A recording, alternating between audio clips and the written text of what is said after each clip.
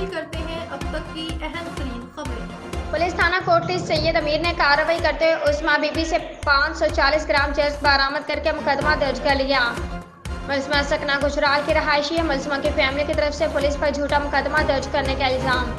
तफसीलात के मुताबिक सियालकोट के थाना कोटली सैयद अमीर ने गांव गुजराल के रहायशी उस्मा बीबी जोजा नदीम अब्बास से 540 ग्राम चरस बरामद करके मुकदमा दर्ज कर लिया, जबकि मुलजिमा की फैमिली की तरफ से पुलिस पर इल्ज़ाम आयद किया गया कि थाना कोटली सैयद अमीर ने बगैर लेडी पुलिस हमारे घर पर रेड किया और घर में तोड़फोड़ की और मुलजिमा को सरेआम घसीटते हुए उठाकर ले गए और मुलजिमा पर 9B का झूठा मुकदमा दर्ज कर दिया, जो कि सरासर ज्यादती है।